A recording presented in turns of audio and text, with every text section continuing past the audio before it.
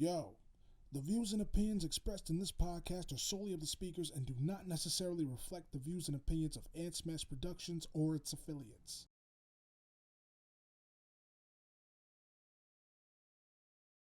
Finally TV. I struggle with addiction and alcoholism, so This is an ugly nigga, bro. How you feel your boy's soul got sucked, boss? the pod. Creating the demise of humanity. Booga booga doo, nigga. It's hard work, man, like you said, but he says, good looks, my nigga. I'm like, nah, said, do me a favor, make sure you never call me that.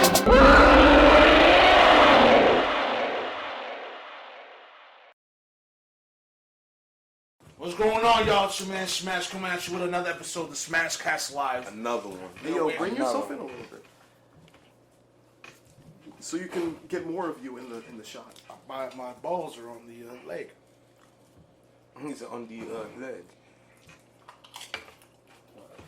What's going on? We out here, and you fucked it up for me, man. We out. yeah. What's Put going on, those Smith? chips down. What niggas tell you? Take your tips. Take your tips, Felipe. Take your tips. Nah, man. Alright, fine. What's going on, y'all? Smash coming at you with another episode of Smash Cast Live. We out here in PK, boss.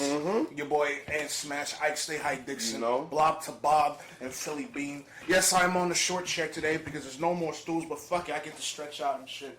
So it is what it is, yo. Chilling. Chilling, that's it, bro. Fuck it. Alright, and we out here with a new guest today, guys. I just literally talked to this dude last night, but fuck it, he intrigued me. Introducing Kash. What's up, y'all? What's your last name, bro? I mean, They know what's me it, as Kash, God man? Energy out here. You know, Kash is what my family and friends call me, but you know, I go by God Energy. God Energy. Give Yeah. yourself that plug, bro. That GE. You know what I'm saying? Respect. Fuck it. So what's up, bro? You into Into a lot of different yeah, you things. into so you Say you into that nigga tree. this dude Talk to me. that voodoo and that nigga monkey business. Yeah, listen, we could get into a little bit of the history of voodoo and all of that, but yeah, and not so many words. I'm into that. That's right. This dude tells me you do a lot of black history and black culture and whatnot. I'm definitely into black history, black culture, you know, politics, the African American experience and what that means, but also history in general. You know what I mean? Because once you learn about one specific group of peoples, you know, everyone was interconnected in trading. People had, you know, controversies with other people. So you may go into it looking for one specific set of history, but you're going to be exposed to the entire world. And that's basically how everything is. You know what I mean? But yeah, definitely in the movement. Bro, so what you doing though? Right now, you know, they got the Juneteenth celebration coming up. I'm gonna be a keynote speaker for that. You know what I mean? It's gonna be the 8th annual one that they've been doing. You know, it was started by, you know, a prominent member in the community who recently passed named Tree. He runs the Real Skills program. Well, he used to run the Real Skills program out of the Family Partnership. Oh, the old head. Real Skills, yeah. The old head. Yeah, man. I he seen it recently on passed Facebook. away. Yeah. Right. You know, they was doing the Juneteenth celebration for years now. You know what I mean? So, you know, I got connected up with his wife, and, you know, she brought me on to be the keynote speaker for this year's Juneteenth event. So that's something that I got going on. But, you know, I've also done presentations in the community. I've worked at another after-school program, Nubian Direction. I've been a guest speaker there. So, you know, I've definitely tried to put my foot forward and act on the things that I've learned about. You know what I mean? Definitely try to, you know. But now, what makes you, What's out there? I will say, worthy of speaking at such events? Before we even hit it with the worthiness, I want to know what made him want to do this shit. Well, all of this in general, and they kind of lead into each other, right? Because I was working at the Salvation Army. Stocking clothes and stuff like that, and I met a brother that was in a program there. You know, an older gentleman, and he linked with me with the music stuff, so he tried to put me and my friends on with mentorship and advice with the music. We walking home one day, and he starts breaking down. He starts going, listen, y'all really need to learn and about the Illuminati and the reptilians and da. So he hit us with all of that when I was 19. Conspiracies. And the conspiracy theories, right? And we was laughing at him like, yo, you sound crazy. Only thing he said to us, he was like, listen, just go look it up, come back to me, and then tell me what you think. And that started the snowball effect that led me into my entire education process. I started taking notes and all of that at the age of like 20, 21, just from being so interested in what he had told me randomly one night. You know what I mean? So And you went this whole past decade just going for it. going crazy. I respect it, bro. Going crazy. Oh yeah. They usually be like that, bro. Sometimes random motherfucker comes through, tells you some shit, and it just intrigues you, sparks something. Remember that fucking drunk dancer when we was in Nyack? Gave us our name. Yup. I was thinking about when you find that passion that Static shock. you've been looking for, Yeah. and you're able to just finally actually keep it going. Yeah, yeah. Yeah, I agree. Similar to probably what you are experiencing with your experience with doing all of this. You know what I mean? How, one little idea or something that sparks you real quick, and now, you know what I mean? You putting your efforts into it, you planning for it, and you put your energy and your money into it. Your resources go into it, so it becomes your life, your lifestyle, your culture. So it's relatable in any type of way with anyone who has a passion. You know what I mean? Right. But that goes back to the question of what makes you worthy, bro. And what you pour the passion. All right, this dude strikes it. He tells you what it is, and then you get the passion. Everybody got passion. and there's a difference because people will have an interest in things, and people will have a passion, and then you'll have your calling. You know, meaning there's something driving me like a magnetic pull, meaning like the keynote speaking thing. These opportunities have come about, and me, you know, doing the presentations at the library, at the Heritage Museum, speaking at Nubian Direction. I've gone through certain little processes or rites of passage, quote unquote, you know what I'm saying, in various little stages to escalate to this point. You know, I've took the initiative to be the leader amongst my friends, be the only one to talk about this. I took the initiative to, you know, not only take notes, which most people don't do, but then to actually, you know, create pamphlets. I made these on Photoshop.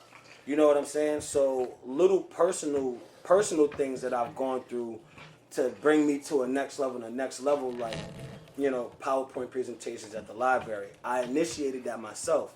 So I took the role onto myself to create something out of nothing. I had my information. I had to go to the library.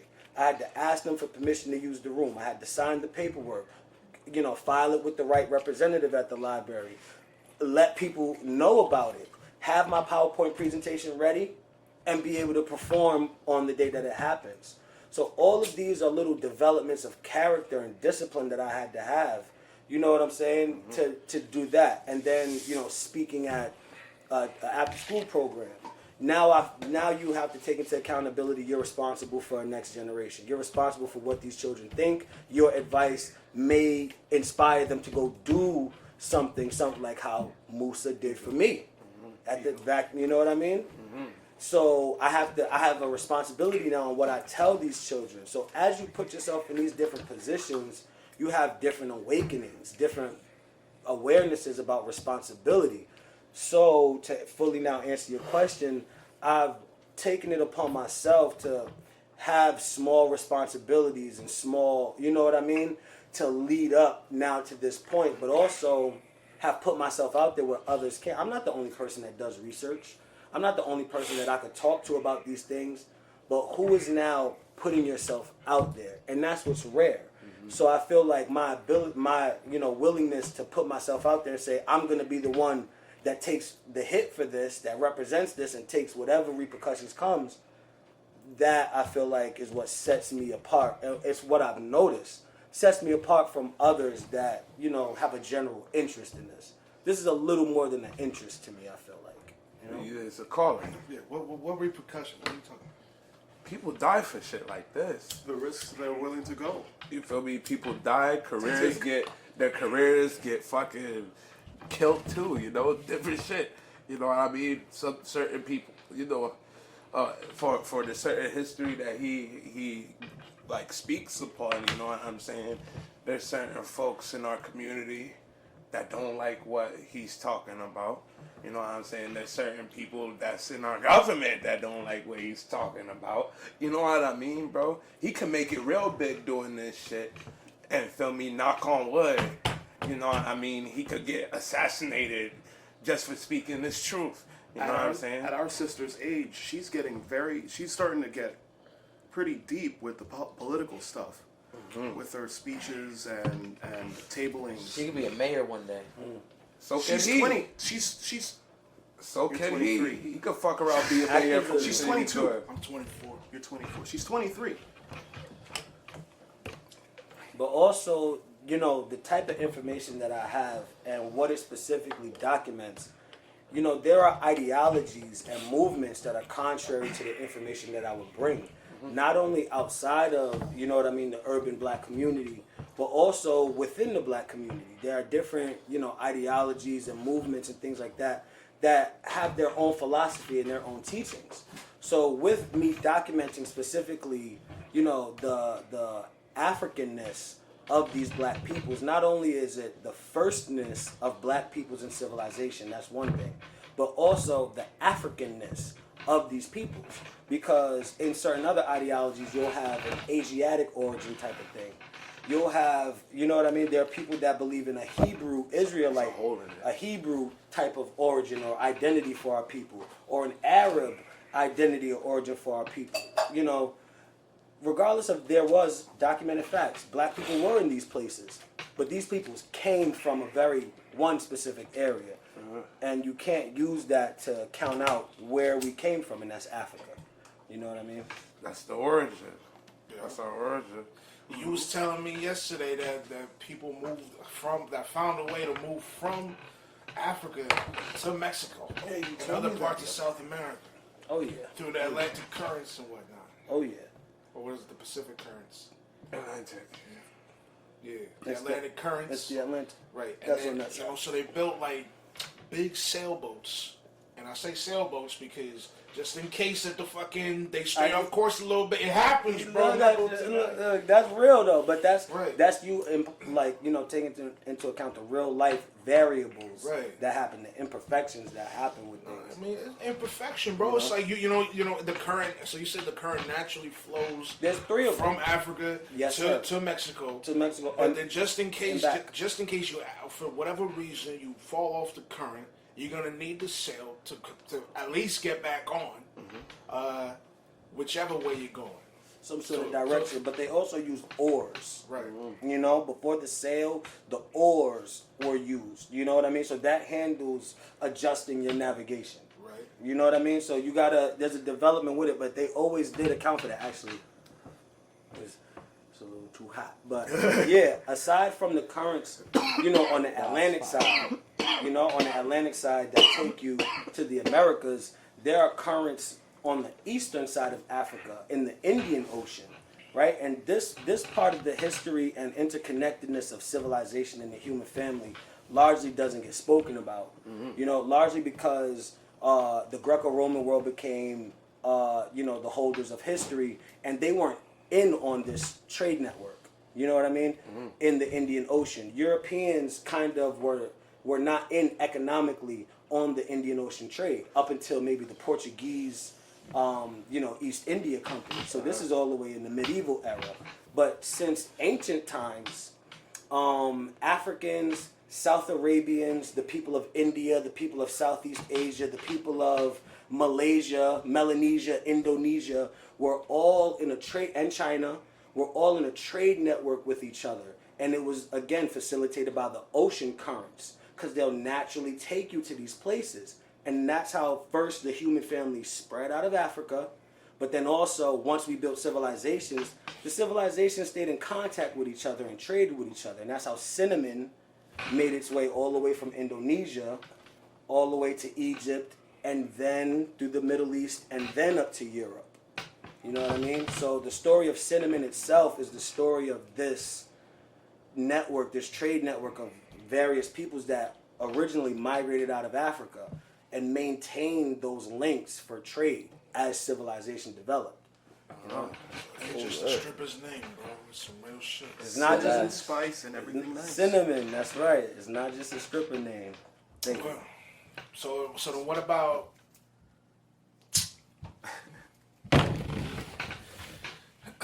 So then what about, you told me about the Tekkers and whatnot. Not the Tekkers, the Olmecs. The Olmecs, right. So the Olmecs, right, they are a Mandi speaking people. One of the largest language families in Africa, you know, is the Mandi people. And the Olmecs, what is found out, they are Mandi peoples, right? So these were one of these peoples who left out of West Africa. And this is a habit, right? The Olmecs aren't the first group of peoples where it's recorded in history leaving from West Africa or that northern West African area, and then somehow their culture making it to the Americas. So we see this trend, you know, through history. The Olmecs aren't the only ones, but what we do find is, you know, right here, one of the scholars, historian, he's a linguist, and he's a translator, right? So this is his field of work. You know, Leo Werner of Humboldt University of Berlin, right? He was the first to connect the Olmec writing to the Mandi people in volume 3 of his work.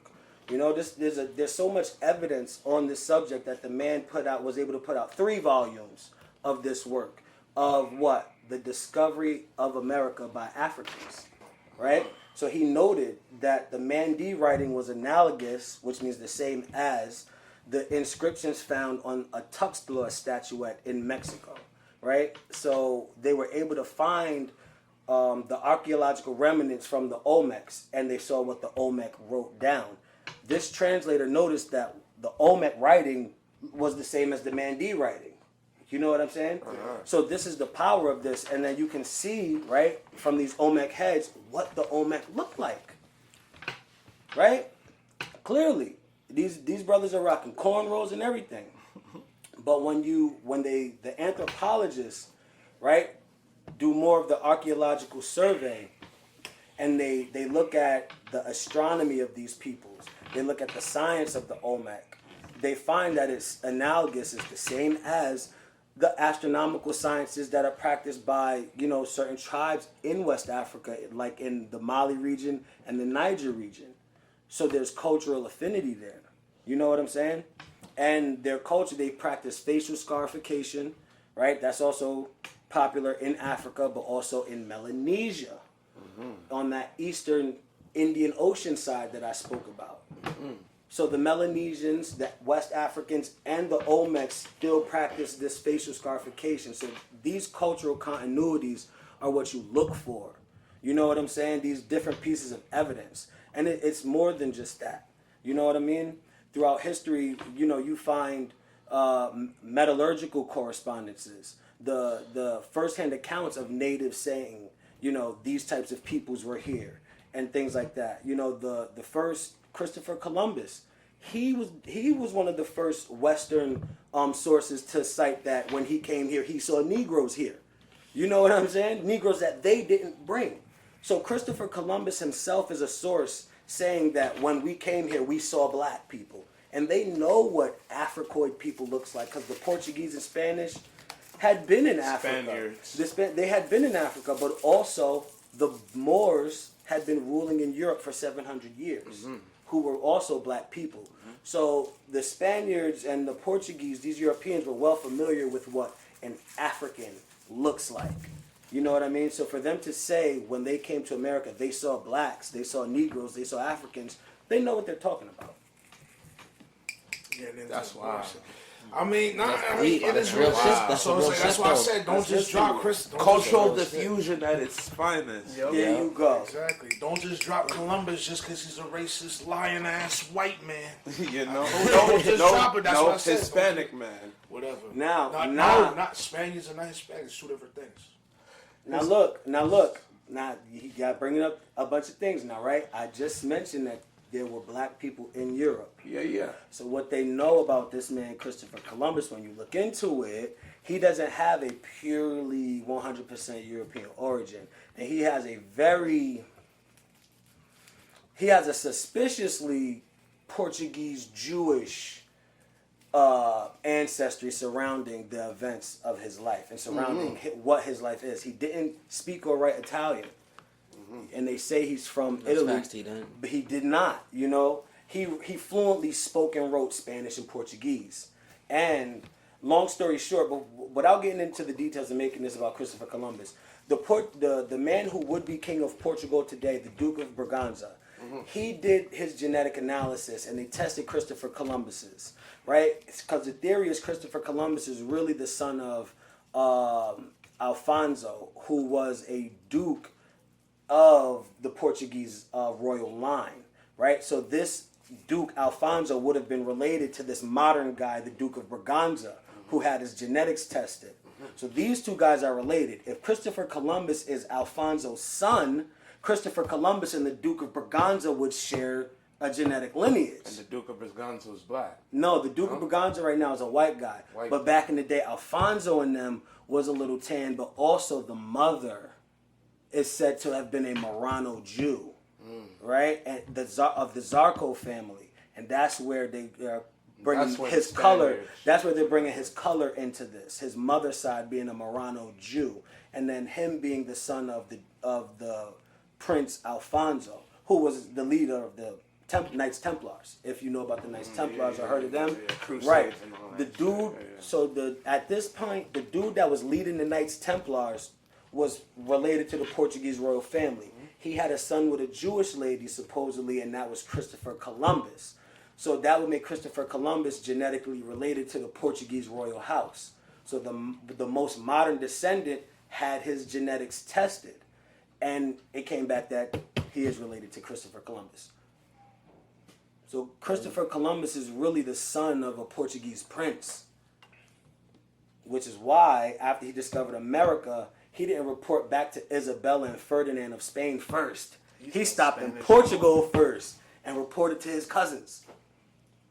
Crazy. So he's Hispanic. History. Iberian. He's Portuguese. He's Portuguese because Portugal and Spain are right next to each other. Now there are also a lot of people who would say, "What's the difference?" In like his, you. What his ancestors.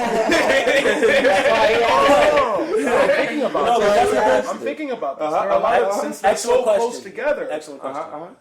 A lot of people would be, I'm not going to say ignorant enough, but What's the difference between Portuguese and Spanish? like It would be a language Sparta thing. and Athens, so to speak. Well, it's a language thing mostly because that's why when he said Spaniard, I said Iberian because he was looking for a general term, right? And Iberian from the Iberian Peninsula, that's the general term that would cover the Spaniard and Portuguese as being similar because the only difference is language. You know what I'm saying? They do still That's the biggest thing. They do still ethnically share the same genetic ethnicity. You know what I mean? But it's just a slight difference in language. They're both still Latin language. You know what I mean? So it's a technicality based off language. Facts. Starts off as two societies and then it just grows. Everybody gets their own differences and everything else. Since we're in that area, apart. right? These same peoples, before you even cross, you know what I mean, the Atlantic all the way to the west, right? The Mediterranean is right there as well, right? The Mediterranean is right above Northwest Africa, right? Spain. Right. Spain and Portugal almost literally connect to Northwest Africa in Morocco, right? At an area they call the Pillars of Hercules. Right. So in that Mediterranean world, we have the archaeologist, right? Professor. He's a professor emeritus, right? Retired professor of Egyptology, right? At the University of Vienna. His name is Manfred Bietek, right? This man is a trained archaeologist, right? So he conducted extensive research in ancient Greek civilization and its connections to ancient Egypt, right? So he unearthed the evidence and artwork that shows as early as 7000 BC depicting the people of Greece as African, right? So not only did these Africans migrate across the Atlantic, right, but they made their way to the Mediterranean as well. But all of this information is kind of implied with the out of Africa science that they put forth, right? So I know everyone's heard that the human family started in Africa. That's not a new concept. So all of this information that I'm bringing is implied with that, right? It would make sense that, so, you know, these connections have not been made, or there's been a false representation of history, a false narrative, or a knowledge filter, right? That's a more, you know, accurate term to place here, is a knowledge filter, meaning, you know, the 100% facts stay at a certain level, but the trickle down, not all of the reality, you know, is what trickles down. So, That's facts. Cultural diffusion. Yeah, no. The Africans went there everywhere. I mean, it makes. it's a firstness, you know. They were there first, and it's just how the human family, you know, permutated, mutated, and branched off. You know what I'm saying? I mean, that happens, you know what I mean, when you were dead. We all had one shape. I'm good on that. We all had one shaped skull. I'm good. At one point, and then we evolved. I mean, Now- I think it's more so an adaptation to the environment, and then an evolution. You know what I mean? Because you got to That's break more it what all. it is. Yeah, because you got to break it all. Because it's like, you know, you think everybody's like, oh, the white people came from the Caucasus Mountains. That's a whole adaptation, turn mutation. Because they didn't totally change. They're still humans, but it's like, you know, they went one way, like a whole nother direction, bro. You know what I mean, Rob? Your people is fucked up. My people been fucked up. Where you been? I know, bro. I'm just kidding, bro. Nah, but it's funny that you bring that up though, because you know the Caucasus, and it's like you brought up the term Caucasian, right? That indicates where the Caucasus Mountain. That's like the southern Slavic area, almost northern, you know, Middle Eastern area. So that's not Europe. And then you have the term Asian in there, and that's not Europe, right? And you know, those peoples are originally migrated out of Central Asia, the Central Eurasian steppe. So this is where, you know, how black people migrate out of Africa, white people definitely migrated out of the Central Eurasian steppe.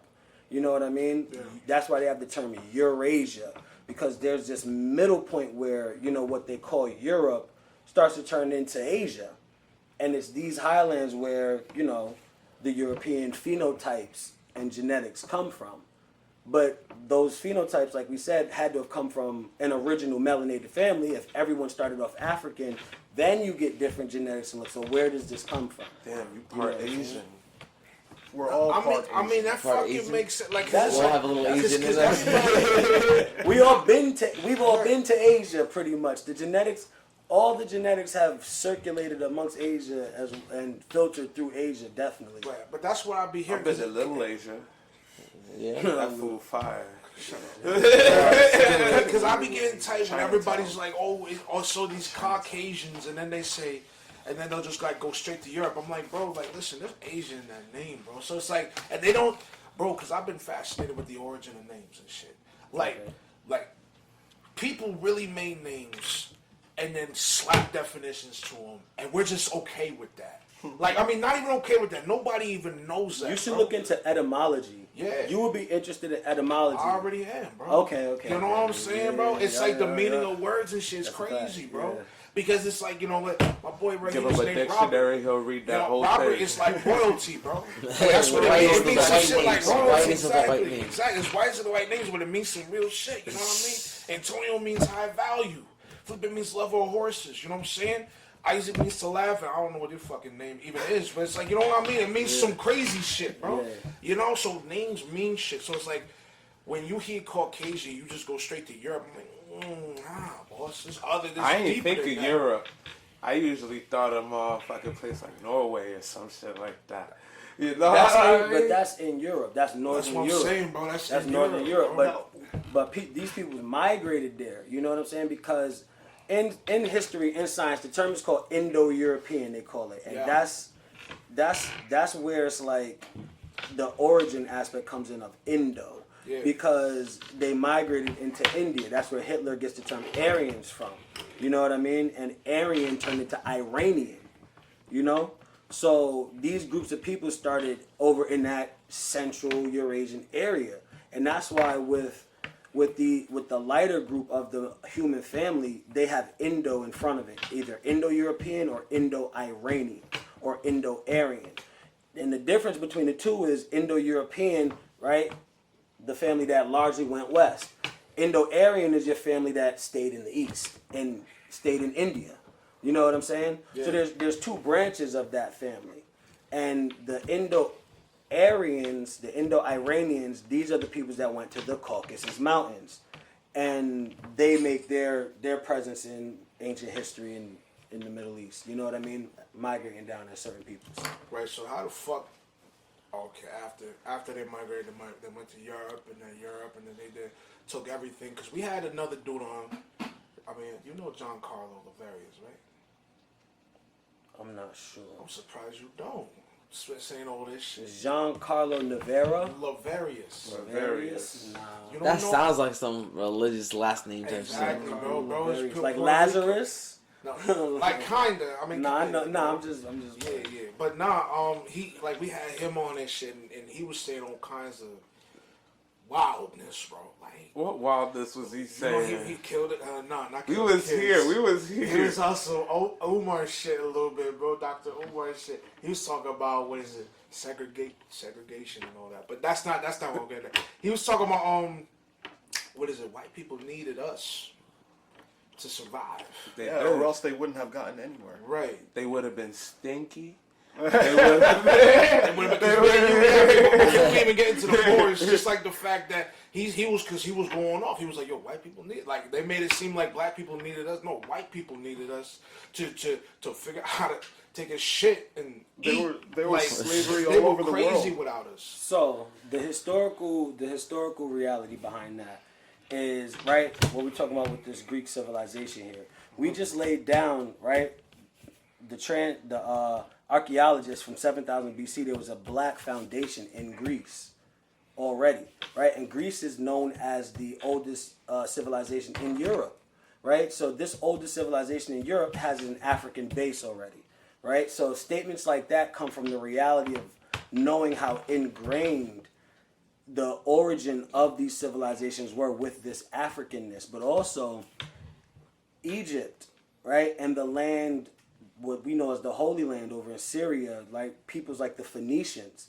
The Egyptians and the Phoenicians played a great role and were some of the first colonizers of Greece. So the Greek philosophy and Greek science and mathematics is famous for coming out of Egypt, right? And the first Afrocentrists, you could say, that were walking around weren't even the Africans.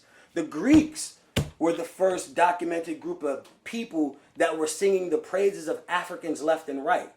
You know what I'm saying? So these people they called Ethiopians were considered so pious that Greek gods could just go freely hang out with Ethiopian people, because that's how pious Ethiopian people were, that they were so pious gods could just chill amongst their company. You know what I mean? And Poseidon is famous for having gone and eaten with Ethiopians specifically. So, and Martin Bernal, right? He's a scholar from the 1980s who put out a book called Black Athena. And in his work, he points out, you know, the African and Middle Eastern relationship and responsibility for the contribution and origin of Greek philosophy, mathematics, and science. And then you have the fact of the Greek philosophers who studied in Egypt, right? Like Pythagoras, the Pythagorean theorem with the triangles. Pythagoras learned that theorem in the land of triangles, Egypt. You know, the place that built the big triangles, known as pyramids. Crazy? It's crazy because I actually just learned about this nigga not even a week ago. And it's funny because motherfucking, he actually had a cult of numbers. Yeah. Yeah, man. That shit's crazy. And that's where these things come from. The numbers being associated with the cults, that's part of the Egyptian system, right? And this system was so integral to the Greek world that not only did the Greeks go to Egypt to study at these temple institutions, these institutions were then exported, cultural diffusion, into the Greek world, like with the temple of Isis. Isis is an Egyptian goddess, but there were temples of Isis all throughout the Greek and Roman world. In Athens, like we've mentioned, you know what I mean? In Pompeii.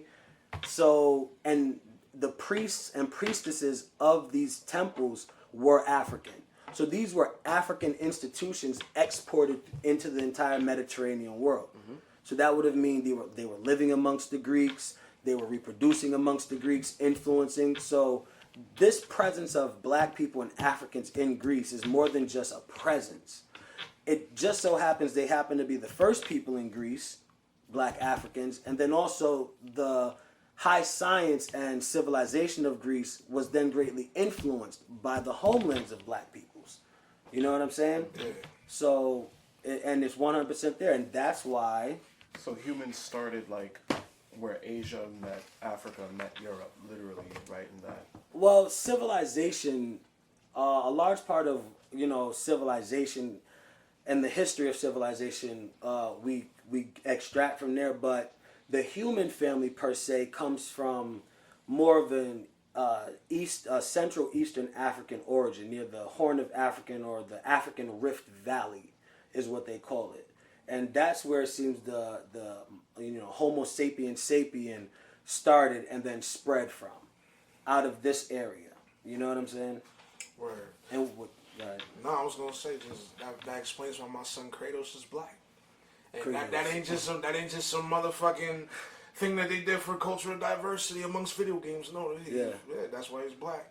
But Hercules Assassin's is Creed black. Revelations. You know, Hercules, the Greek demigod. You know, Yeah. this figure was definitely depicted as a black man. Even in the You know what game, I'm it was a saying? bit tan. And this is him right here, straight jet black on the vase. And these are what the Greeks depicted this man as. And you can clearly see, there's Hercules here, a black man, but then there's one of the Indo-European, Indo-Iranian people that inhabited Greece as well, standing right next to him, because Greece was multicultural. So Hercules was dark. that's why you get these impressions. You see, Hercules is the one wrestling that lion. He's jet black. He has a short cropped hairstyle, and the lighter skinned man on the side of him has long, stringy hair. Mind you, there wasn't lions in Greece like that until the Africans got there. His beard was brown because his hair was brown. Well, no, there were already lions living in Asia for the most part. They did bring some over, but there are Eurasian lions. There are Asian, what they call Asian lions. You know what I'm saying? But to his point, Africans were associated with exotic wildlife in the Greco-Roman world. You know what I'm saying? They definitely were. They would, almost like how the circus comes to town kind of thing. They would bring exotic animals from Africa and things like that.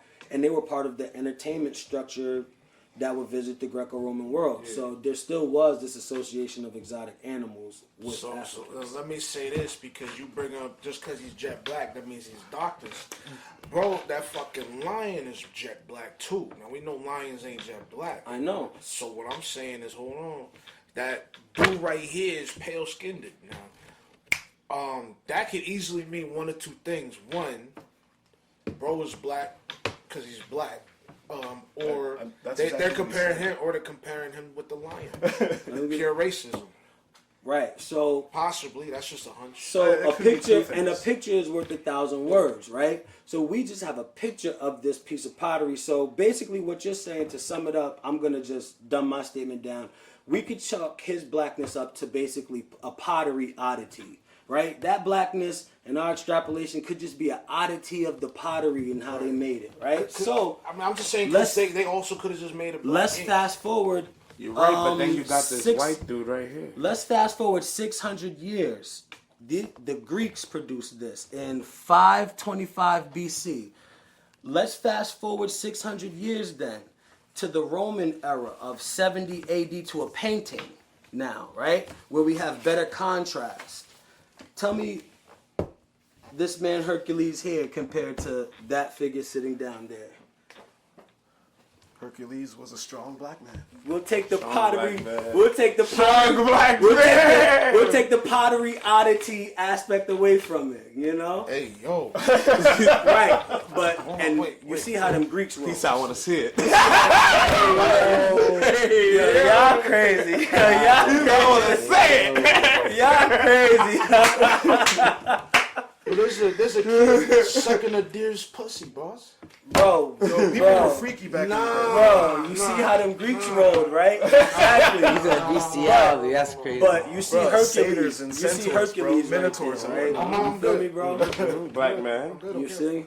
So, and that's why I got both things marked off, because just in case, like you brought up, the pottery, it could be anything. All right, let's say that was just an oddity of the pottery. I love how that rhymes, right? Here's a painting, and it clearly depicts what it depicts. You feel me? So when they had The Rock playing Hercules, The Rock kind of wasn't black enough to play Hercules. You feel me? Well, I mean, according to what the Greeks and then 600 years the Romans still depicted. So this is a 600-year consistency in the depiction of Hercules. This we've documented a 600-year consistency of his character being a Eurafrican, a black man. So if Michael Clark Duncan was still I alive, was literally just thinking that, bro. Yeah, crazy. Michael Clark Duncan, Literally. whose man's from? Not Terry Crews, the other dude. Spice Girl? Damn it, I forget his name. No. I know exactly who I'm thinking about. I just don't know. Wait, hold on. What are we talking? Wait, hold on. Who was a dude? I'm gonna get AO for this, but it's the only one I got. What is it? He had his ass out. I know, light skinned nigga, baby boy, Not light skin. brown skinned dude, Yeah, I think it was Baby Boy. baby boy, Ving brown, Rhames? Yeah, Ving Rhames. Alright. You know what I'm saying? That's how I'm Like thinking. Ving Rhames, if he was doing strongman training. Oh yeah. You know, are we talking Michael Clark Duncan or are we talking Ving Rhames? Oh, definitely we're talking like Ving Rhames. You know what I'm saying? That kind of But it depends. You know, it depends. You saw in the pottery he was jet black, and by the Roman era he was, reddish skinned, because that's also a stereotype of, what the African look is. You know what I'm saying? Because there are different looks and phenotypes that came about in Africa, and the first ones weren't this jet black stereotype, crispity, crunchity, you know what I'm saying? Flavor Flav, like no. That's definitely the European racist stereotypes that have been imposed on the concept of blackness. Because like we just pointed out, those ancient Europeans, like the Greeks, they saw blackness differently. They saw blackness as so pious and so holy, their gods go hang out with these black people. They thought the gods went and partied with black people. That's the view that the Greco-Roman world had of these Ethiopians, who were their priests, who were their philosophical and ethical and moral advisors at the temple of Isis. The moral backbone of the Greek society were these priests. You know the importance of a holy man in a society? These were temple-based societies. These were societies where the religious system was synonymous with the government. These were theocracies. You know what I'm saying? So religion was important. The holy man was important. So throughout the whole Greco-Roman world, the holy man was an African. That's important to how you view these people. If everywhere you go in your city, the most holy people in your establishments are these black people, you definitely would assume the gods chilled with them. You know what I mean? As you walking out like that. So this is the world, this was the Greco-Roman world. And, the cult of Isis wasn't the only temple system and cult that came out of there. And that's how you get the spreading of numbers from the Egyptian cult system exported into the Greco-Roman world. What's his name? You just said his name. Pythagoras. Yeah. I mean, listen, bro. He keeps saying Isis. He wasn't even from Egypt. I can't deal with the fact she fucked her brother. You know what I'm saying? Like, it's just like she did all this good shit, but then you fucked your brother. And mythologies all contain I things know, like that, I know, especially with I gods. That's how gods work within mythologies. But it's also, according to the Bible, that's how, and I don't want to offend nobody, but it is what it is. This is the continuity with all of these mythologies, including the Bible. There's always an innate or inherent incest involved with these mythological tales and Why stories. would you say such a thing about Christians, boss? Because listen, it's in there with the story. I don't believe it. Of course I fucking believe it. The Christians think they're holier than thou, but in actuality they're probably most fucked up. Right. And I agree with that. On And some that's G shit. the case with most religions, almost all religions. Y'all are fucked. I hate. I like Christians. I know a lot of good Christians. You like Christian morals. You know how fucked up it is, though. Yeah, I We all know how When fucked it up comes it to can be. religion, Listen, man, bro. all of them has great teachings, and most of them just has one message that they're telling people. We could do It's still another to love each podcast other, on the man. historical Listen. origins of Christianity Bro, someday. listen, we ain't And got. we could go we in. could, bro. It's just like yeah, we could. That's what no, that is What? another show. 'Cause I can say a lot. I Yeah, just don't agree with it, bro. Me neither. Me neither. Fuck that, bro. Listen. You know, I just don't agree with it. You got one guy that don't make no Shit sense. was to fucked me. up back in the You day. know what I'm saying? ISIS shit was weird. ISIS would have been so crazy. She fucked her brother. It's like that's how lonely she was. Like, you know what I mean? Like, shit's crazy, bro. Said not a lot of. She couldn't go out. And like she couldn't go around the block on wherever she And was. see, that brings You know up what another I'm saying? point with these things. Find like, another God person. You know her what name I'm was saying? not ISIS, right? Not even because it, her cult became popular in the Greco-Roman world.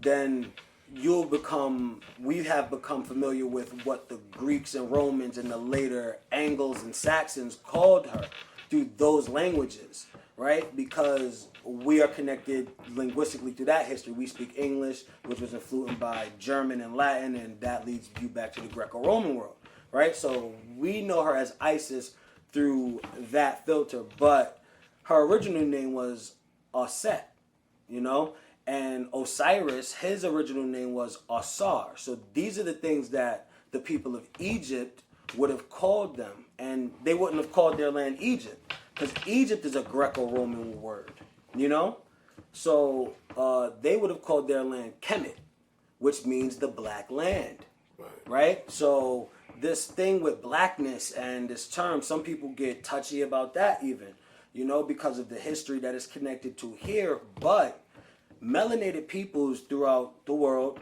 and throughout history have also self-identified with blackness, self-identified with melanin. So, you can't always add something traumatic to it or make it a modern thing no, we've definitely noticed, color and self-identified with it. And even in the Greek world, the Egyptians were known as Melapodes or Blackfeet.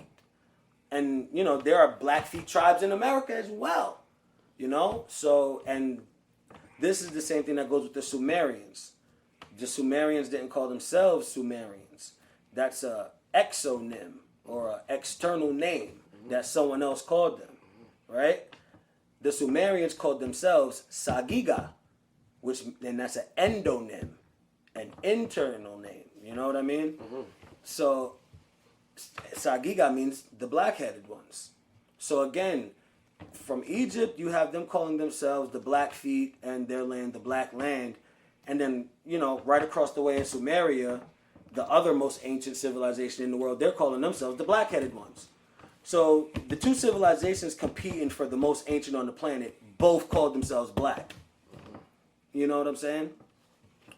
That's important, for how we see ourselves in history and our contribution and what our worth is, going from, maybe a false narrative put out by some dude named Hitler called, you guys are half monkeys and things like that. Well, that's kind of not the case. You know what I mean? This thing of you're just a slave and you were introduced to education and things like that through your experience of slavery, so you kind of owe us for putting you through that. You know what I'm saying? Yeah. There's a certain logic applied to that. Yeah. Especially if you're Christian. Slavery was the best thing that happened to you. It took you from heathen, devilish, African stinkiness to Christianity and God and save. And you know what I mean? If you're a black Christian in America, the justification, you're fucked. Free the robot. You're fucked. You kind of owe your slave master for giving you the Bible and taking you from the heathen, devilish, indigenous culture. Say you've been pacified. Crazy. You've been pacified. That's what I mean with the Christian. Free the robot. Don't get me started with the Christian thing. Hey, man. Christianity things was get- used to pacify Things the get sharp Africans. when you bring that topic up. You no, know that's what I'm saying? facts, nah, because you know what? You know what I mean? Dudes is stuck in that matrix, boss. Christianity you know what I'm was used to pacify Africans. saying? I mean, yeah, bro, you know what I'm saying? Facts. I mean, it's like, They thought that they needed somebody to follow. but you know what? because they were doing them dirty. Exactly, bro. It's like, you know, that's a whole nother subject. Wait, what the fuck? I was about to, fuck it, I even lost where I was gonna go. All right, so last night when you was talking about Can niggas even see me on this camera? two darkness, I don't know. This nigga was sitting there like this the whole time. I'm saying, coach you was. Big But guys. what's it called? Last You was night, even what? talking about, because we got into religion last night. You was even talking about Buddha and shit. How Buddha, motherfucking, was black, or at least, no, emulated black. And that brings me to this one right here, right? And on this pamphlet, Bantu knots. it's the statue of Buddha with the Bantu knots. And look, this is how the dreadlock culture made its way into spirituality, because the culture naturally reflected us. These are the Bantu knots. These knots that you get when you first start your locks on your journey as the initiate. So when you see Buddha with those things that they try to call snails on his head, They look like snails. those are the first stage of this, and so do the Bantu knots. So does every beginning stage of locks. And that goes into the spirituality aspect with the spiral and fractals and things like that. But before we get there, right, these first peoples that were there, right, K.P. Arvanan, he's the vice chancellor of the Manumanian Sandanar University, right? He's the first vice chancellor of the Tamil University, right? And he illustrates that Africans and Dravidians share many physical similarities, right? Similarities including skull size and shape, like you were bringing up earlier, right? These are called, that's called the dolichocephalic indexes. The shape of your head, the African shaped skull is dolichocephalic. And the Indo-European and Indo-Iranian is brachycephalic. So that's what he was talking Brocky-ass about. That's what he said, Brocky. Forehead beat.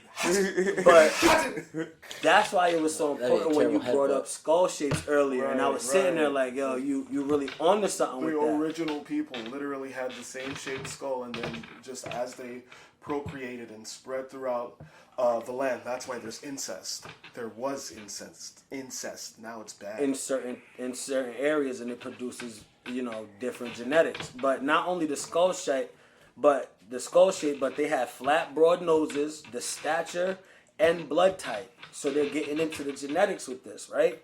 And and it says Dravidians and Niger Congo speakers. So Dravidians are the black peoples that migrated into India. And it says Dravidians and Niger Congo speakers both trace their descent to C group Nubians. So peoples migrated out of Nubia and they went to the Niger Congo region, but they also went east into India.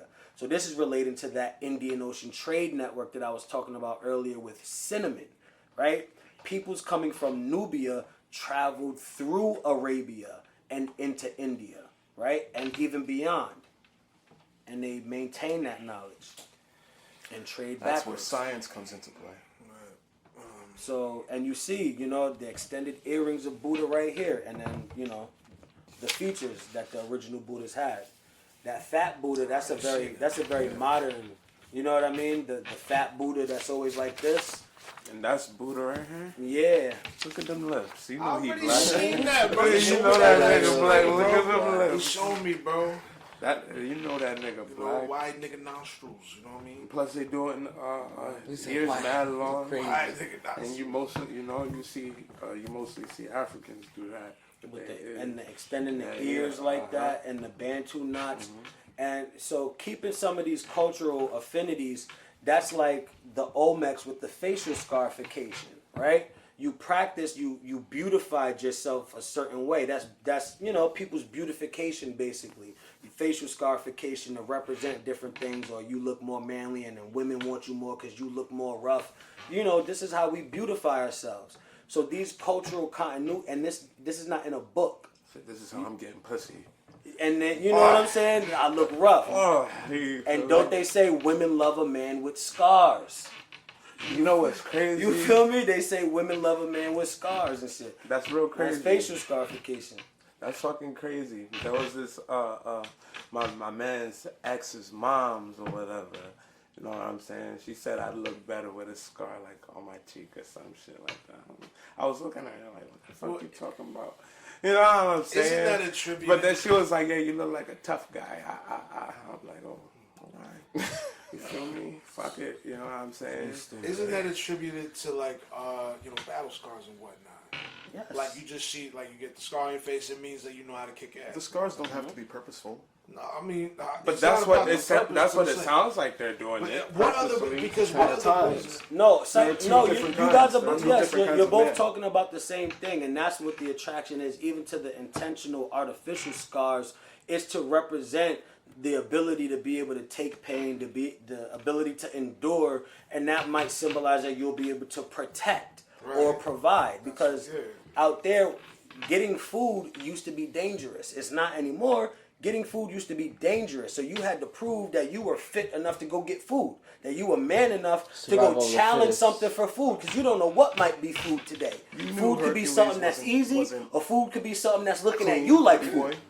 food. So, you know, you had to have a certain, you know. Right, but that's what I'm saying though. It's like, you know what I mean? It makes sense. I mean, it's just another thing that's like protector, masculine trait. But There. Yeah, it's what's it associated. called? If you're gonna sit here and literally just grab a fucking spear and just can't females? That's a tattoo at that point. Not even once tattoos were respected back then. Too, so I No, can't say that. but similar. It's similar in that the tattoo Smell and like that bitch to me. the tattoo and that, but also medicine. Piercings. Medicine was involved with this as well, and that's why it's so important to know thyself or know these histories, because a lot of things that we see as different, when you get back into the original context of them, the African context of them, they started off as one, right? Because they will put different, poisons, plant juices, and medicines on these things and then cut themselves. So this is the first use of immunization, was associated with,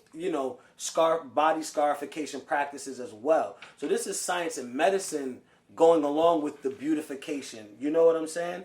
And it was also associated with the spiritual systems, because what you find is these people were emulating the crocodile, the sacred crocodile, to make their skin look like the rough scales of the crocodile, because the crocodile or serpent, right, is a very sacred animal in the animism and animal theologies of African peoples. So the crocodile and the snake, or that serpent mythology, is very important amongst our peoples. That's why the Egyptians went so far as to wear snakes on their foreheads. So it goes along with the medicine that they would put on there, the beautification, the spiritual system. It's cultural, it's deep. I forgot. And amphibians. I totally forgot that. I totally forgot that the crocodilians are recognized as serpents. Leviathan, the crocodile, Hippo, the behemoth. That means that new fire starter is the snake. Know what I'm saying? The new fire starter is the snake. Nigga went straight to Pokemon. Like, It's a snake. It's gonna be a skink, a long skink. But I'm glad, know what I'm saying? I'm glad I can give that alley-oop. I don't know what you did with it, I but totally forgot about the Leviathan, man. About the crocodile. Pokemon is has a Leviathan. tendency to, with each generation, they have 3 starters. You know the story. You don't know, You know Pokemon? What hole do you live under? You I know mean, all I this know, shit, but you don't I know Pokemon? what Pokemon is. No. Okay. It's I don't know what You ever play Pokemon it? is. I know what Pokemon is. Yeah. What? What you say? it was Wait, an Ayo moment. Nah, fuck that. What you mean? Y'all gave me right He was now. putting an enunciation to the name because there's a I get it. There's Yeah, a thing over the I E. get it. You know? Pokemon has a tendency to, with each generation, take. Oh, you mean like the first 3 that you could pick from when So you to first speak, played the game? and I played the onward. Game Boy game. Alright, so you know. A little Alright, bit, yeah. A little bit, yeah. the Chinese zodiac? Right, I'm a snake. Right. A lot of these starters, they're snakes. There are. Oh, so they follow. So there's a correlation. We have a between- tiger. There is a. Let me show you. Let me show you. That's dope. That's dope. Let me that show you. they Because correlate that. Yeah, and I didn't know this until I didn't really think about it until I seen this. There's an actual deep meaning to Pokemon, and Right. then it just profitized. with the cultural significance that they apply. Well, they just started more capitalizing. And it's that animal. This is literally all the animalism. starters. Is it superior fucking serpent? Right. Yeah, Right. Superior is a snake. Yeah. Embor's a boar. Yeah. Exactly. Exactly. So it's like they actually model it after specific things, but the whole point of that is just like the cultural significance of the animal Yeah. amongst the people, and that Pokemon translate that from the real world significance into the pop cultural significance. So it's like it blends the two. Yeah. You know what I'm saying? So it's Yeah. like you say that, I'm like, I totally fucking forgot. Yeah, and people don't realize that the crocodile and there's an association with the crocodile and the serpent. Right. Right, so crocodile, and with these mythologies and spiritual philosophies and terminology, serpent will be associated with snake and also crocodile. So, and that really connects the spiritual systems and motifs. Right, the motif is the symbol or the depiction. You know what I mean, like a cross. That's a motif of Christianity. The imagery, right? When you link the crocodile with the serpent, you make the crocodile and snake synonymous as a depiction. When you see the crocodile depicted or you see the snake, it's meaning the same thing, and it's coming from this serpent wisdom. You know what I mean? And that greatly unifies They have similar this mannerisms. African family that spread throughout the world because they all are worshiping this serpent or depicting this serpent, right? The Native Americans have a winged serpent. I believe it's Quetzalcoatl. Yeah. Right? Dragons in Europe, winged serpents. Dragons in Asia, winged serpents. Right? In Egypt, you have the Uraeus, the serpent. In Africa, the crocodile. Which Right? is why. And in Egypt, there's the crocodile, the Maset, the royal Maset, right? Who you would anoint yourself with in oils to become the Son of God. Sound familiar? Son of God, anointing with oils, term Maset. You know what's fucking Is crazy? there a tiger? There was a leopard skin, right? Fuegatito is gonna be a Aside from the serpent, the other two were the cult of the falcon and the leopard or the cat cult, right?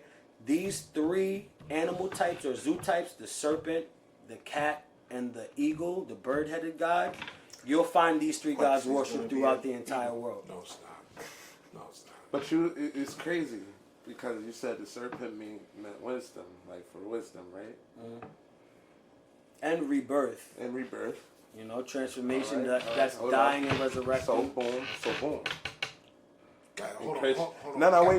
No, guys, let's try not to shake the table for the sake of sound. Yeah. Shout out to school. Yeah. No, But, I understand what you're but saying. Let's try not to- motherfucking, okay, Benton, right? Christianity, right? Tree of knowledge.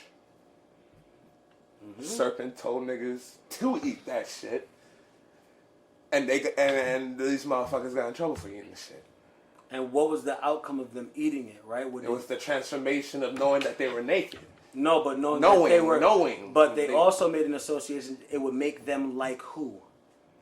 God. How terrible is that, right? That's crazy. It wouldn't make them murderous cannibals. And then when you put it in the ethnic and racial terms, you see that serpent.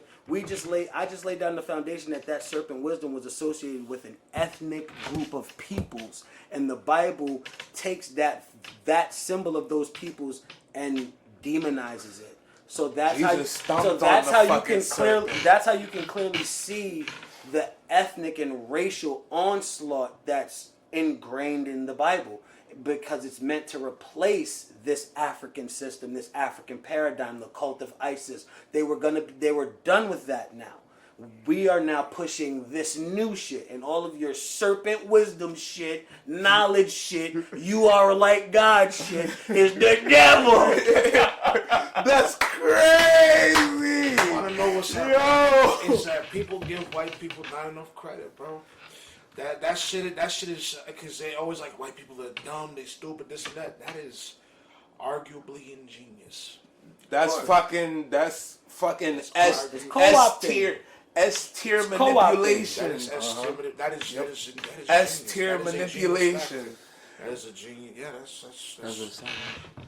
What you say, my boy? That's what it sound like. I thought you said that's what's up, yo. Like,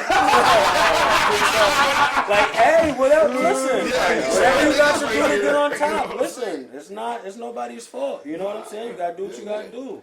What you mean? Gotta do what you Humans are gotta do? humans. Meaning like you can't. Hegemony has transferred hands.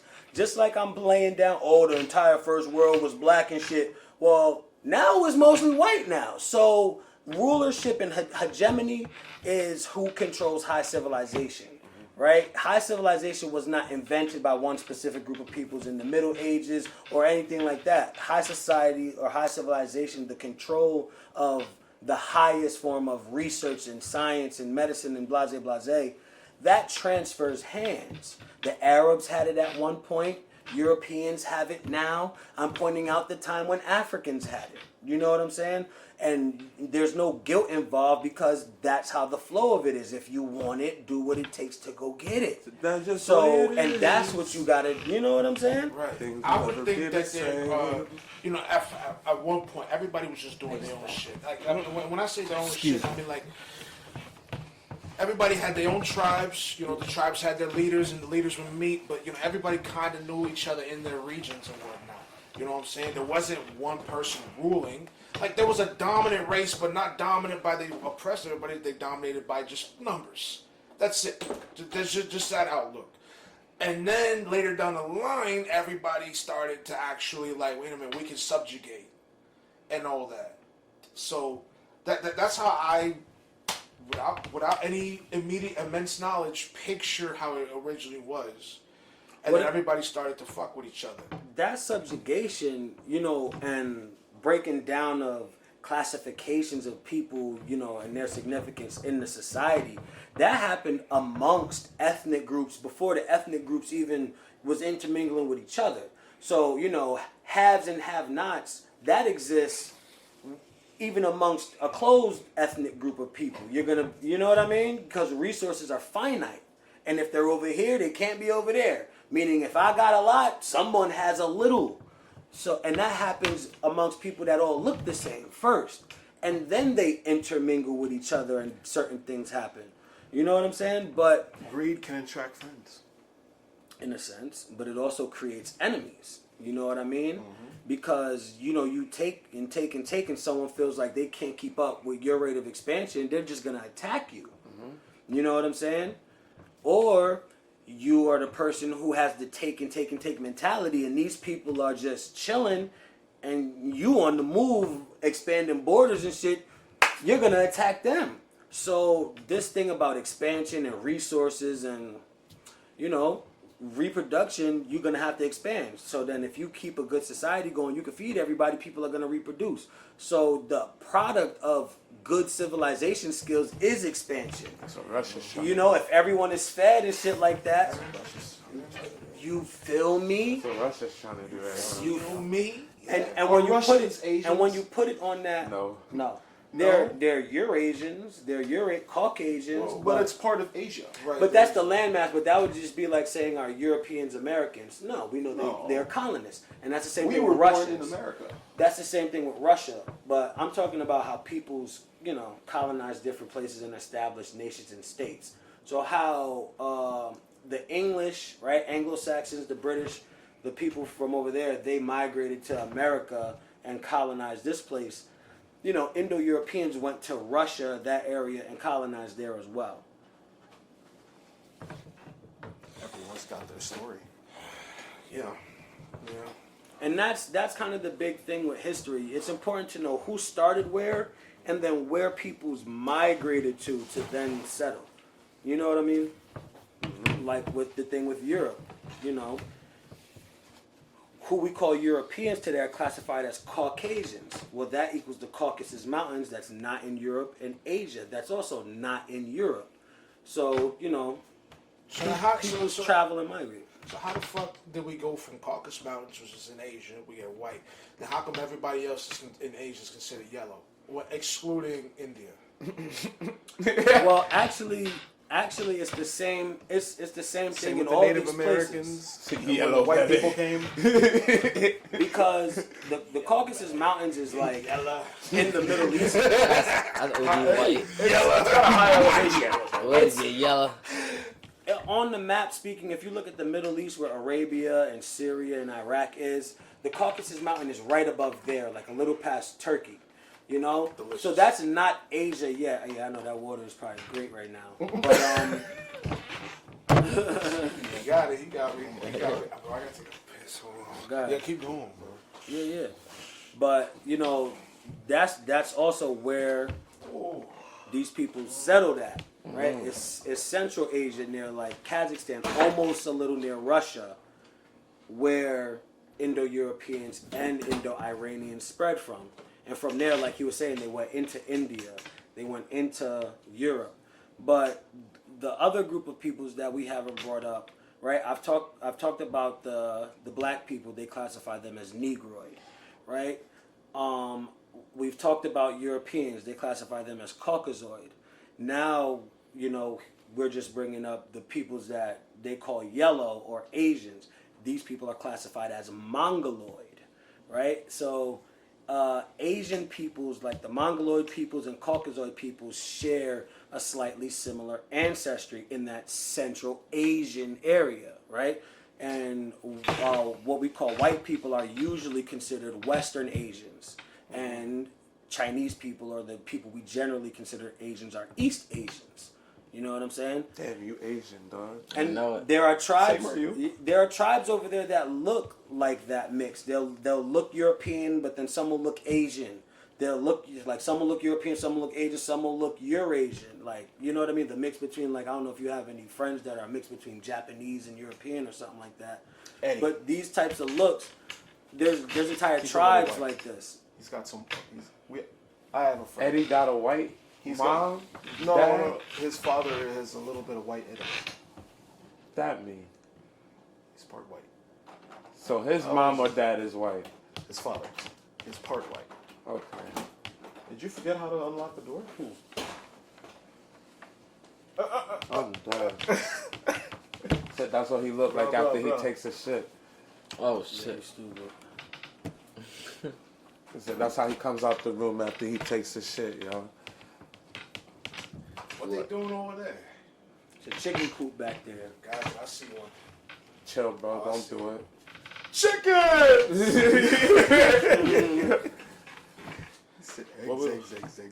Y'all did Asian?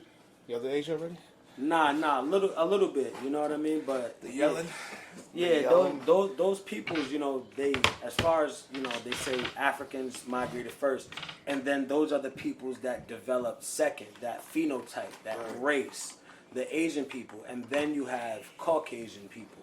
Yeah. You know what I'm saying? And a large reason for the movements of Indo-Europeans and Indo-Iranians out of Asia is because the Chinese type of people, the Mongoloid people, they were establishing their dominance in China, in Taiwan, in Japan, and pushing the Indo-Europeans out, pushing the Indo-Iranians out. And then those Indo-Iranians invaded India, and the Indo-Europeans invaded Greece and Europe. You know? But why they yellow? Because they mixed with each other. There's always this mixing and subjugation. You're gonna fuck your slaves, and you're gonna take women, and when you beat the men, you kill the men, and you enslave the women and children. So we're gonna kill you, but we're gonna keep the women. So even this thing about race, the race has never determined who I'm gonna stick my. You know what I'm saying? We all get, the same regardless of color. the situation, we're gonna have sex with I everybody. mean, that's back in the day today. Regardless of the, and that was the same thing back in the day. So everyone is this yellowish in between kind of color, right? Because it came from this dark skinned stock, and then you have lighter skinned invaders coming and putting in their hegemony and mixing so much, everyone turns out yellow. So this kind of thing of interracial relationships is also a hallmark of colonization and oppression. In about 200 years, we're all going to be the same skin tone. Right, but these peoples around the world that are yellow, do they love their black ancestors, or are they just as racist as the KKK? That's a psychological question. Damn. So As big- the KKK? so having this black stock KKK. has never made these mixed I hate children or white people. populations. It is what it is, bro. Bro, why you pushing your mouth so hard, bro? Huh? You just said, bro, fucking. What about the Christians? You just said, free the robots, but in a not so nice way. And then you just said, what is it? Like, hey, you just basically call every Asian the Klan, bro.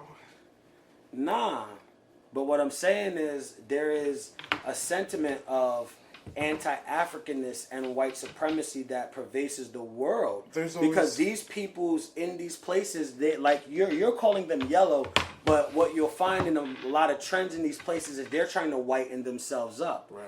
Why? To go along with the Hollywood blue jeans Eurocentric culture that's imposing the world at this moment. And there has been a marker set as the great other, this dark-skinned, black, crispity, stinky African who represents color. So then, if you already set the standard for Eurocentrism, in that model, the stinky blackness is what you don't want to be. So everyone in between is trying to push as far as they can this way. And when you come to America, you get incentivized by your racial classification of are you black, are you white, are you native Hawaiian, blase blase. Check Those other. yellow people that you're talking about, they get to check off white. So then they come here and they know I need to live the white standard as well, which is the KKK white supremacy ideology. So there's the link. There's always going to be a group that's going to say that their race is better than the others. And that's In the some places, that's the it's more heavy competitive than the aspect other. of It ain't hegemony. right. That's racism. Prejudice and discrimination is where it gets ugly. Racism is politics. Racism is the United Nations. You go to the United Nations, these countries are broken up by their race. Race is politics. That's fine. Prejudice and discrimination and oppression is where it gets ugly. And that's what people are suffering from. And it makes black people who suffer the most from it shy away from this topic that defines our life and we kind of need to address. So because we've experienced such oppression and discrimination, it makes us afraid of race and racism, which is your politics, which is you competing for hegemony, which is natural. So how you feel about reparations? I mean, it is what it is. You know, we are owed it just like every other people's were. They paid the slave owners reparations for freeing our asses. They gave the Japanese reparations, the Germans received reparations, and the Jews received reparations. Every peoples that have gone through a fraction of what we've gone through have received reparations, and what we've gone through is exponentially worse and longer lasting than what anyone else has gone through, and we've received nothing. So we are definitely entitled to it. Should we base our politics on what our oppressor is going to do for us and give us? Hell no. You shouldn't base that on that. We are 100% entitled to it from a historical precedent, but should we base that on... None of our politics should be based on what another person is going to do for us, allow us to do, or give us. And that's the trick. Because you are still subservient to that person. You're still in a subservient positioning. You need to step up in a sense of independence.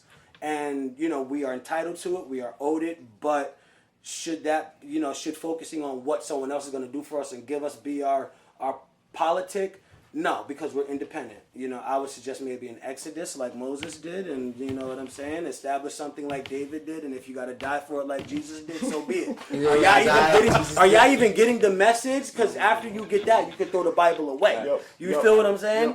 That's what you got to do.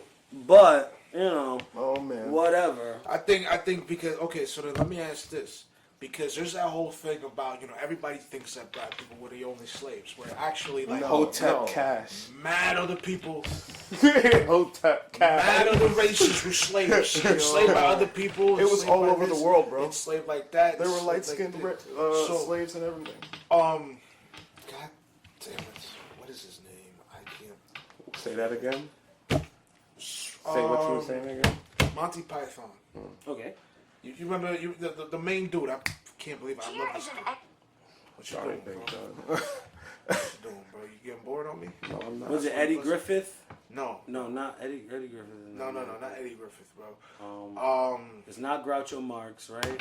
No, white dude. No, white dude who's in Monty Python, the old Monty Python. Yeah. I forget his name. Goddamn. But either way, Brit dude. He said that if we're giving up reparations, we have to give it to, I believe he said, English. And it was either the English or the Irish. But I know the Irish were slaves, but he also said, I believe, the English, because they were enslaved by another group of people. Can I interject? No, that's it. I want to hear That's that. it? Yeah, no. But between that and then, we can go farther, but let's just, that take that first step. On that first step, when they talk about these other peoples were enslaved, right? Slavery was a world trade. The entire world participated in slavery, they say, right? This large history of slavery was still perpetuated around black populations in these areas, meaning the world knew they could send their black populations to America and sell their black populations into slavery to America. They did enslave peoples of color in Asia as well, right? And that goes to the Mongoloid groups of peoples making their mark in Asia. Because in India, there's a caste system. The Indo-Iranians implemented the caste system of Hinduism in India, right? Implementing a racial caste system on these first black Buddhas. These people are now placed at the bottom of the caste system known as the untouchables, right? The main god in Hinduism is the Brahmin, right? And the lightest skinned peoples of India are called the Brahmins, and they're associated with the head of God. And as you progress down God's body parts, the darker you get until you get to the dirty feet of God, and that's where they place the darkest group of peoples in the society and call them the untouchables, who are these original peoples. So that's them of like Christianity using religion to institutionalize racism, right? So, there's black populations all over the world, and what we find is the peoples of India first met the African American population during the slave trade, when those peoples in India who implemented the caste system were selling their black population to America as slaves to the West Indies over here, which is where the term in Jamaica coolie comes from. Those Irish people, this was Ireland's black population. It's mixed black population. That makes a lot of sense. 100%, because there was heavy European Semitic or Moorish, right? Those Moors that ruled in Europe, when they were defeated, they went underground. They basically assimilated, or the term cooning, right? That became the cultural norm for the black population that was left in Europe. They had to survive. So they assimilated as much as they could, right? Worse than Michael Jordan, worse than Kanye West. You know what I mean? Ultra times to the utmost, you had to survive. These offspring and mixed children with that type of ancestry, these were those Irish that were being enslaved, right? Because we know land mass doesn't automatically equal your race or ethnicity, as we've been pointing out. Peoples migrate, peoples move, one guy takes over, the other guy leaves, your women get reproduced with, now the whole nation is a slightly in-between color. These things happen, right? And that's what this story is with Ireland, right? And there's, there's an author, McRitchie, who puts out, black Brits and Celts of Europe. These pieces of work have been put out. There are terms like Duff, Dunn, Dub. These last names, these Irish last names, these last names signify that black ancestry. There are certain last names that are connected to the blackness of these Irish populations, meaning the black Irish people classically had these types of last names, and you can trace that. My grandmother's last name, her maiden name was Delaney. That's Irish. But Delaney is the English word. The Irish way of saying Delaney is Dub Schlaney, which means Black River. And like you said, the moors or marshlands, wetlands in Europe, right? like I said, were associated with these black people, and they were named after that blackness. So wetlands are called moors because Moors lived in the wetlands. Dub Slaney is called the Black River because black people lived on that river. How can I confirm that? My dad and grandmother were in a bar one day. Irish dude is sitting next to my dad, and my dad goes, "Oh yeah, we are part Irish. We got Irish in us. Her last name is Delaney." The Irish dude looks at my dad and says, "Oh, I know of the black Delaneys in Ireland." Meaning this man who is familiar with Ireland, the last name Delaney is still consistent with blackness in Ireland, as confirmed by that Irish man.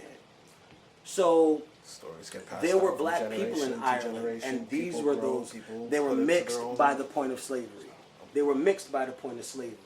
And these were those people that were being sold into the slave trade. So yes, they were nationally Irish, but they were still ethnically mixed. They were still ethnically black, which is why they were sent with their black cousins on the slave plantations. And yes, there were some white guys that were mixed in as well, just like there were white Europeans mixed in with indentured servitude and slavery. But the institution we know was based on enslaving black people, Africans. And this is following the Moors getting kicked out of Europe. So you can see it's like a repercussion kind of thing. We defeated you, now you're enslaved. So then, what is it about the whole? If I could get into the Moors, go to Dark Ages.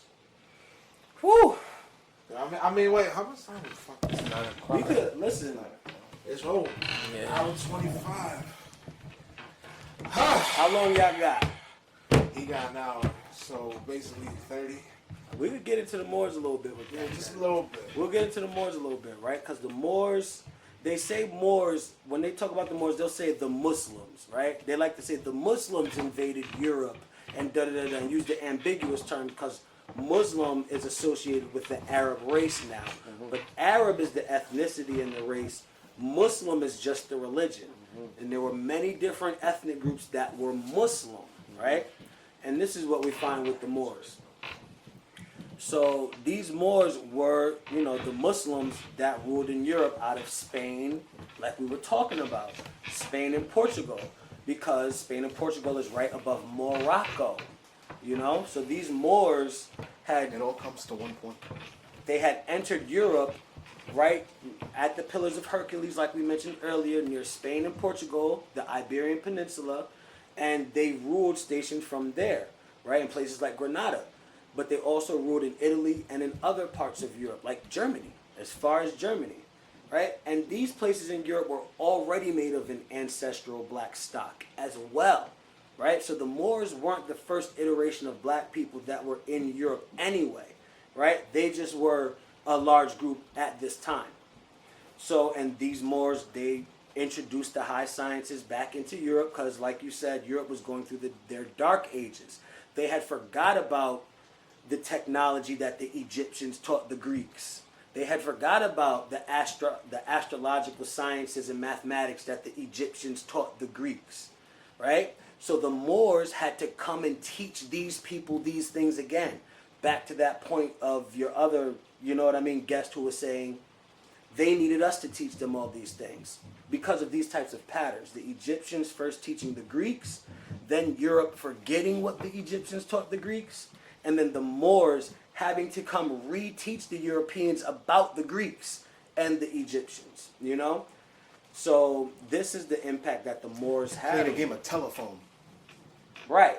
Right. Right. The whole game Right. of telephone. Right. But that's, Oh my God. and that metaphor of telephone that you're talking about is the passing of hegemony that I'm talking about. The passing down of knowledge of high civilization of what the keys to the kingdom are. You know what I'm saying? And this is the pattern that happens. We hand these keys on, but then the floodgates get unlocked. You hand someone else the keys, they can unlock whatever door on you, and you got to deal with that. And that's what seems to happen to us. So with these Moors in that process, they introduced castle building into Europe. Before then, the kings or noble people of Europe, the king would live in what is now a barn. You know what I mean? Which still served the People same moved on. which still served the same function as a barn. So the only thing that's different now from a barn and what the Europeans that were living in Europe, you know, and their kings lived in before the Moors built castles, the only difference is a ruler doesn't live in the barn now, but this is what European kings lived in before the Moors introduced castles. The barn, you know, because you were keeping your wealth near you, which was your cattle. Jesus. You know what I'm saying? Which were your animals, because, you know, that was part of your wealth. You keeping it near you. That's fire. You know what I'm saying? So that's logical So in a sense. This is my castle. Not sanitary in the least bit. Hey. But, and with that said, like you were saying, you know, when you were joking earlier, hygiene was also one of the things that these Moors introduced back into Europe, you know? And that's where we get the term alcohol from, right? That prefix al, you know, that's Arabic all the way. So we drink alcohol because those Muslims were giving the Europeans perfume because you stink. You know, here's some soap, here's some, because soap is a science. You have to do chemistry and alchemy to, you know what I mean, transform the lies and different, you know what I mean, scented oils into a bar of soap. So this is science and chemistry that these people were doing. And you have to have science and chemistry for soap, you know? And that's what the Muslims were bringing. So here's some soap, here's some perfume. So when these people smelt the perfume, it's scented. And they're like, this smells like a drink. I'm going to drink this. Because they weren't into hygiene. And that's how alcohol was, you know, put into that realm like that. Stupid fuck. Wow. Crazy.